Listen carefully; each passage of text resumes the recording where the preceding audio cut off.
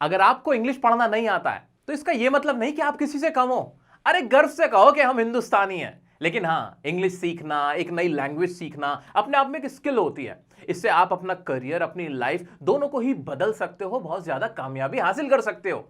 तो आज मैं आपकी उंगली पकड़कर आपको इंग्लिश पढ़ना सिखाऊंगा। इंग्लिश पढ़ी कैसे जाती है, इंग्लिश को समझा कैसे जाता है, सारी बातें डिटेल में आपको समझाने वाला हूं। चाहे फिर आपको एग्जाम के लिए इंग्लिश सीखनी हो, या अपने बच्चों को सिखानी हो, या खुद के लिए इंग्लिश सीखना चाहते हो, सारे पर्पस आपके फुलफिल होंगे। तो बस अगले कुछ मिनट्स मेरे साथ जुड़ जाइए और अपनी लाइफ में एक नया चेंज लेके आइए। आप में से बहुत सारे ऐसे लोग भी होंगे जो इंग्लिश पढ़ तो लेते हैं लेकिन उन्हें समझ नहीं आती। कुछ ऐसे भी होंगे जो इंग्लिश पढ़ लेते हैं लेकिन उन्हें थोड़ी बहुत ही समझ आती है। और कुछ ऐसे भी होंगे जो पढ़ ही नहीं पाते, जो रीडिंग कर ही नहीं पाते।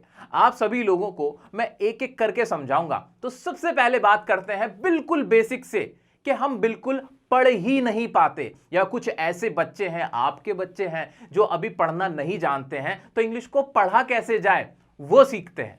इंग्लिश रीडिंग के लिए जो सबसे पहली यूनिट है वो है हमारे अल्फाबेट, यानी A to Z। आपको सारे साउंड पता होने चाहिए, ABCD जिसे हम कहते हैं। यानी आपको समझ में आना चाहिए कि कहीं पर अगर A लिखा हुआ है तो उसकी आवाज क्या निकलेगी? अ में निकलेगी। B लिखा हुआ है तो उसकी आवाज निकलेगी ब में। ऐसे D लिखा हुआ है तो उसकी आवाज क्या निकलेगी? ड में। ऐसे कुछ लेटर्स होते हैं जिनकी एक से ज्यादा आवाजें निकलती हैं।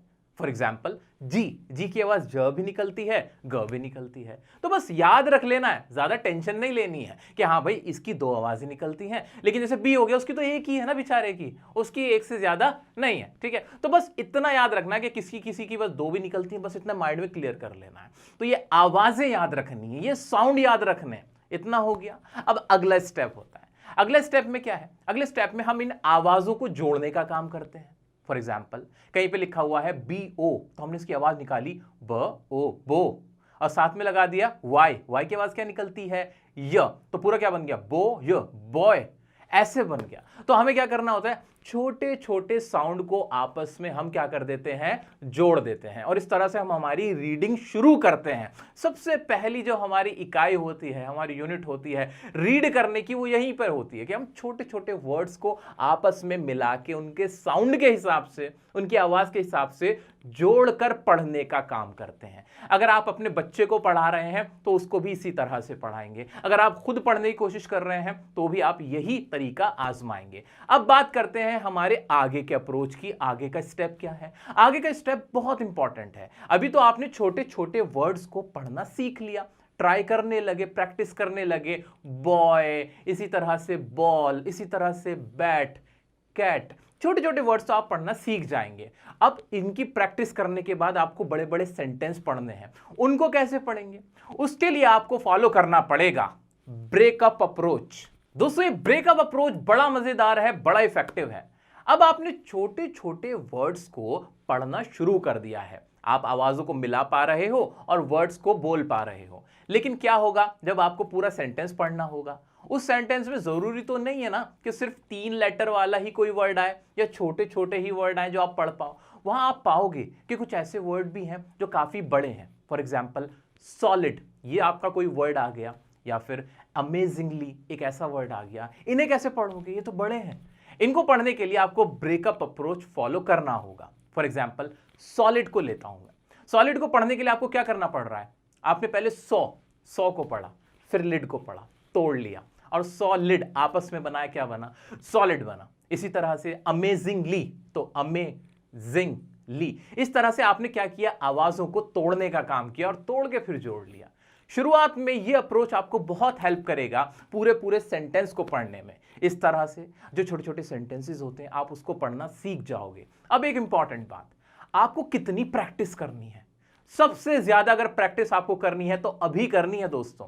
आपको ज्यादा नहीं तो कम से कम 2 घंटे आपको डेली इसी तरह से रीडिंग की प्रैक्टिस करनी है। अब बात करते हैं हमारी अगली टेक्निक की कि इसके बाद आपको क्या करना है। दोस्तों, अब इतना तो हो गया है कि आप या फिर आपका बच्चा आसानी से छोटे छोटे वर्ड्स को तो पढ़ पा रहा है और रोजाना प्रैक्टिस भी कर रहा है। लेकिन अब जो बात मैं आपको बताऊंगा वो तो आपको बस आपकी जिंदगी बदल देगी। आपको करना क्या है? याद रखिए, आप जो भी पैराग्राफ ले रहे हो, जिसे भी आप रीडिंग करने की कोशिश कर रहे हो, उस पैराग्राफ में कुछ रिपीटेड वर्ड्स होंगे। हाँ, जैसे कि and, but, the, who, which, how, of, इस तरह के ना कुछ ऐसे वर्ड्स आप देखोगे जो बार बार रिपीट हो रहे हैं। इसके लिए आप ऐसे ध्यान दे सकते हो कि कोई भी वर्ड अगर 2 बार आया या फिर 3 बार आया तो उसे आप अंडरलाइन कर लो और उसे एक जगह लिख लो। ऐसा करने के बाद आप उसका प्रोनाउंसिएशन गूगल पर भी देख सकते हो या फिर किसी से पूछ सकते हो। आप एक बार उसका प्रोनाउंसिएशन देख लो, पूछ लो, अपनी लैंग्वेज में एक जगह लिख लो। ऐसा करने से क्या होगा? ऐसा करने से आपको उन वर्ड्स का प्रोनाउंसिएशन पता चल जाएगा कि उनको बोला कैसे जाता है और उसको अच्छे से आपको याद कर लेना है। जब आप उसे याद कर लोगे तो जब भी आपको वो वर्ड बाद में दिखेंगे आपको एकदम से माइंड में क्लिक हो जाएंगे, अच्छा ये तो वही वर्ड था, इसको तो मैं देखते ही पहचान लेता हूं। फॉर एग्जाम्पल, आज से पहले जब मैं बहुत छोटा रहा हूंगा तो मुझे ना ये भुवन बैम नाम कभी शायद याद ना रहता, लेकिन जब भुवन बैम एक बहुत बड़े यूट्यूबर बन गए तो ये नाम भी मुश्किल नहीं लगता। अब ऐसे कोई भी बोलते हैं भुवन बैम, अच्छा याद आता है। ऐसे सचिन तेंदुलकर, अब सचिन तेंदुलकर कोई ऐसा नाम नहीं है, जो ऐसा सरनेम नहीं जो बहुत आसानी से निकल जाता है, शर्मा जी, गुप्ता जी, ऐसा नहीं है, थोड़ा सा मुश्किल है ना। लेकिन क्योंकि हमने उनका नाम बचपन से सुना है, इतना सुना है तो हमें याद रह गया। ऐसा ही फिर आपके साथ होगा। जब आप उन रिपीटेड वर्ड्स को पढ़ लोगे, उनका प्रोनाउंसिएशन जान लोगे, तो फिर जब आप उन्हें जैसे ही देखोगे ना बुक के अंदर, वहां आप देखते ही पढ़ लोगे, एकदम आपके मुंह पे आ जाएगा। और इससे आसानी ये होगी क्योंकि जो वर्ड्स मैं आपसे कह रहा हूं कि रिपीटेड वर्ड्स होंगे वो हमेशा ही रिपीट होते हैं। यानी अब आपके पास एक ऐसा टूल आ जाएगा जिससे आप सेंटेंस को जल्दी जल्दी पढ़ना शुरू कर दोगे। रिपीटेड वर्ड्स को अलग से लिखने की टेक्निक को हमें कब तक फॉलो करना है? तो याद रखो, जब आपको ऐसा लगने लगे कि अब जो रिपीटेड वर्ड्स आप लिखते हो वो ऑलरेडी आपको आते हैं, आप उन्हें आसानी से पढ़ पाते हो, उस दिन ये बंद कर देना, ठीक है? और उस दिन आपका कॉन्फिडेंस भी काफी बढ़ चुका होगा। अब एक और मजेदार टूल आपको देके जा रहा हूं। अब आपको क्या करना है, कुछ ना स्पेलिंग रूल्स होते हैं, कुछ ऐसे मजेदार रूल्स होते हैं जो स्पेलिंग में फॉलो होते हैं। क्योंकि हम सब जानते हैं कि इंग्लिश लैंग्वेज में जो वर्ड्स के प्रोनाउंसिएशन होते हैं, उनका जो उच्चारण होता है, उनको जो बोला जाता है, वो सब कुछ स्पेलिंग वाइज नहीं होता। कुछ वर्ड्स ऐसे होते हैं जहां पे लेटर साइलेंट होते हैं, कुछ की स्पेलिंग कुछ अलग ही होती है और बोलने में कुछ और बोला जाता है। उसके लिए ना कुछ कॉमन स्पेलिंग रूल्स बने हुए हैं जो कि फॉलो होते हैं।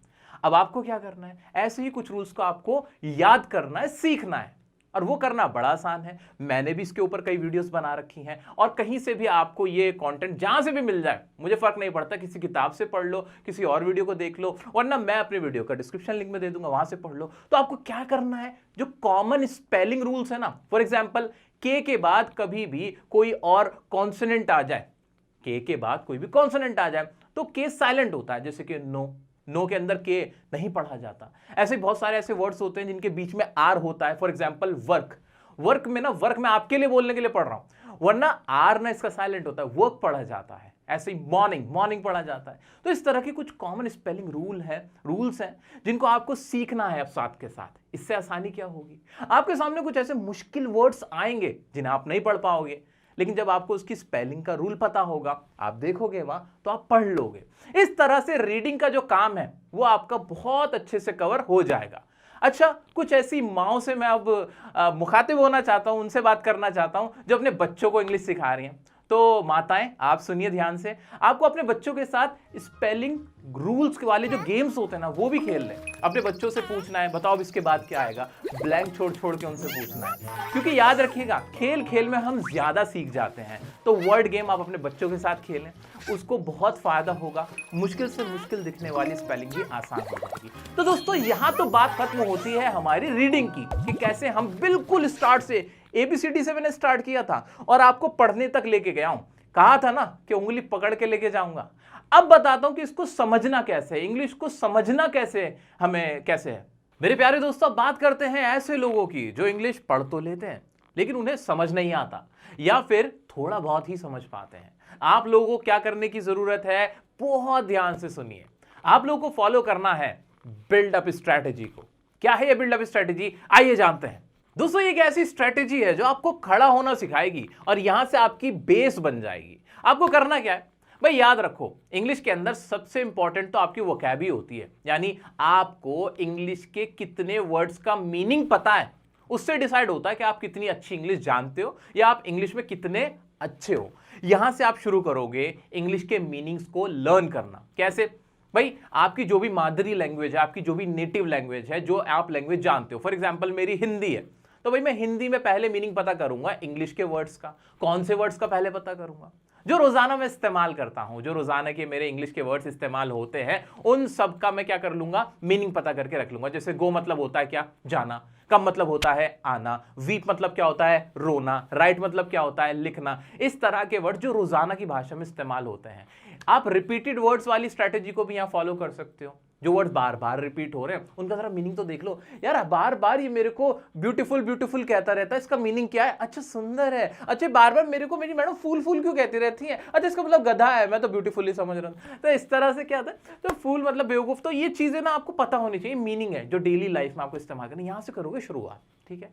लेकिन एक और इंपॉर्टेंट बात, आपको वोकैब के साथ साथ अगर ग्रामर आती है तभी आप किसी सेंटेंस का मीनिंग पता कर पाओगे। आपको इंग्लिश में पढ़कर समझ में आएगा कि असल में क्या कह रहा है। तो ग्रामर का सॉरी पढ़ें। अब ग्रामर तो पढ़ने के लिए बहुत ज्यादा है। अभी मैं कंपेटिटिव स्टूडेंट की बात नहीं कर रहा, एग्जाम की बात नहीं कर रहा, अभी मैं बहुत लो लेवल पे बात कर रहा हूं, थोड़ी थोड़ी इंग्लिश जानने के लिए। तो क्या मैं उसके लिए सॉरी ग्रामर पढ़ लूं? नहीं, ग्रामर का तो पूरी दुनिया बनी हुई है ग्रामर की। नहीं नहीं नहीं नहीं, सिर्फ 3। कितने कहा मैंने? सिर्फ 3 चीजें कर लो। 3 है, आपका काम हो जाएगा। वो 3 चीजें क्या है? सबसे पहला तो आपको टेंसेस की नॉलेज हासिल करनी है। टेंसेस का मैंने वीडियो बनाया हुआ है। दूसरा, पार्ट्स ऑफ स्पीच पढ़ने हैं। और तीसरा, वॉइस पढ़नी है। ये 3 टॉपिक अगर आपने कवर कर लिए तो आप इस लायक हो जाओगे कि आप किसी भी इंग्लिश के सेंटेंस को पढ़कर उसका मीनिंग आपको समझ में आ जाएगा मेरे प्यारे दोस्तों, ठीक है। ये आपके अंदर जादू होगा। आपको खुद लगे यार इतना आसान था क्या? मैं तो जब से सालों से सोच रहा था कि इतना मुश्किल है। मैं तो सालों से सोच रही थी इतनी मुश्किल चीज है। ये तो खामा में हवा बना रखा था। हाँ भाई, हवा बना रखा है। मैं सच्चाई बोलता हूं आप लोगों से, क्योंकि आप सब मेरे दोस्त हो, मेरे छोटे बहन भाई हो, ठीक है, इसलिए। ठीक है, अब सुनो भाई, हवा हमें निकालना है। सिर्फ 3 चीजें करनी। सर करें कहां से? कोई बुक बता दो, कोई टीचर बता दो, कुछ ऐसा बता दो।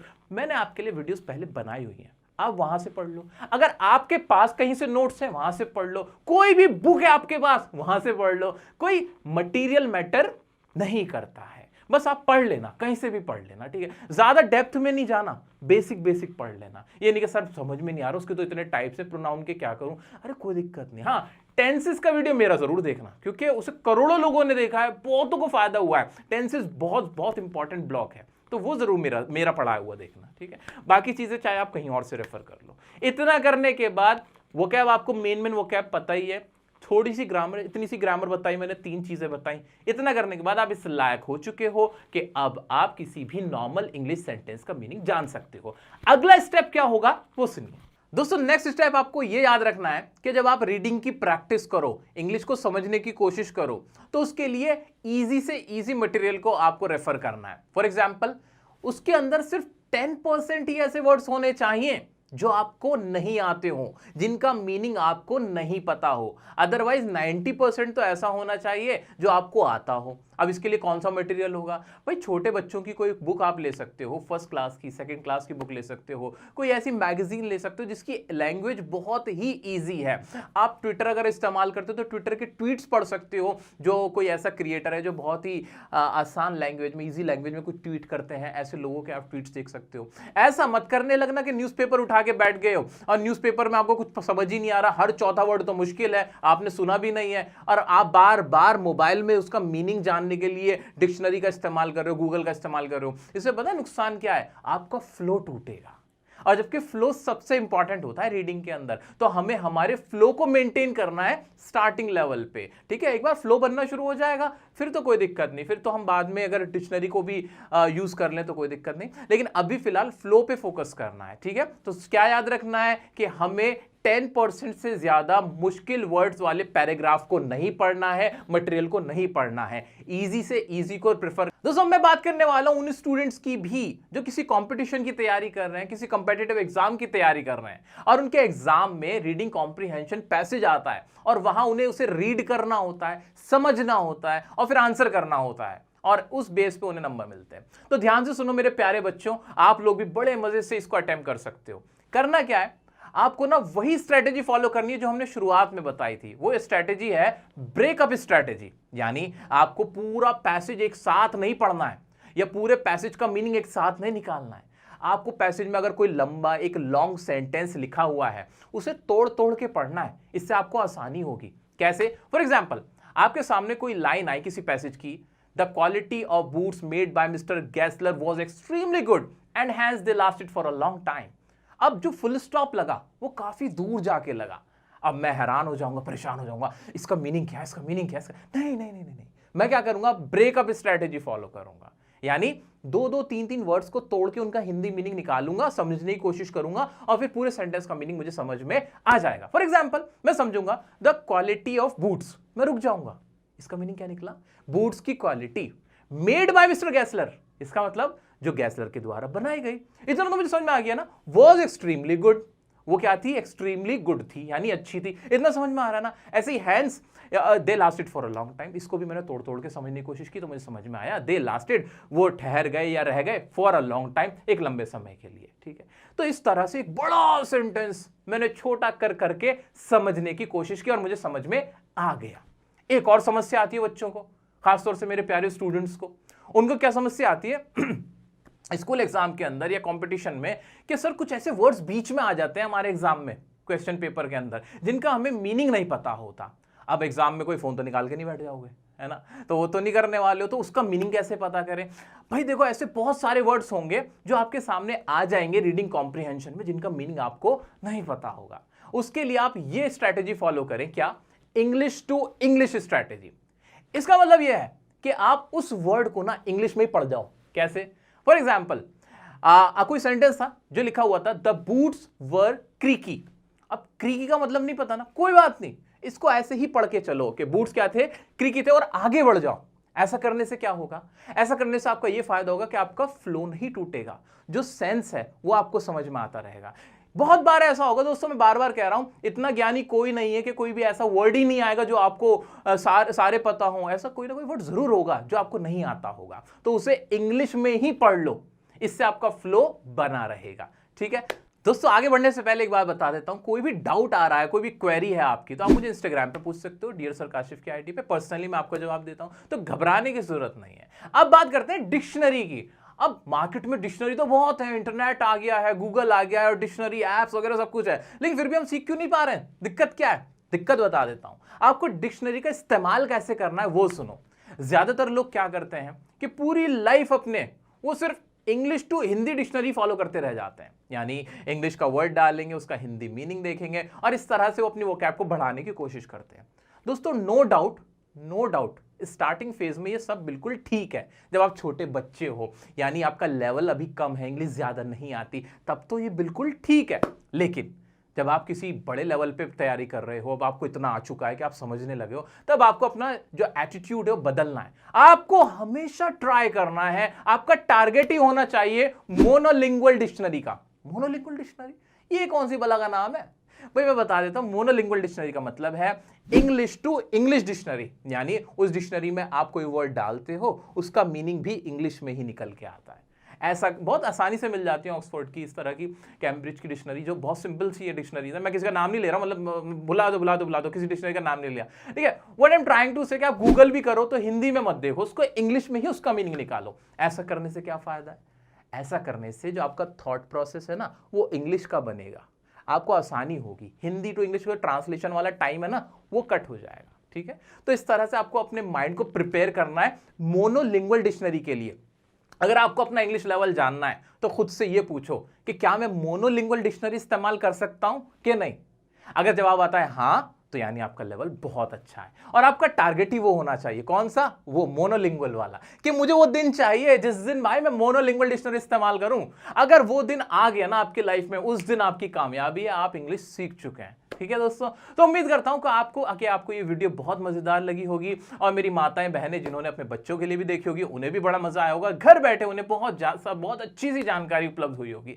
तो अगर कोई भी डाउट आता है आप मुझसे पूछ सकते हैं। इंस्टाग्राम पे चैनल को सब्सक्राइब नहीं किया तो प्लीज सब्सक्राइब करें और हमारा सपोर्ट करें, हमारे परिवार का हिस्सा बन जाएं। मिलते हैं नेक्स्ट वीडियो में। कोई भी टॉपिक अगर आप मुझसे चाहते हैं मैं उस पर वीडियो बनाऊं, वो मुझे जरूर बताएं।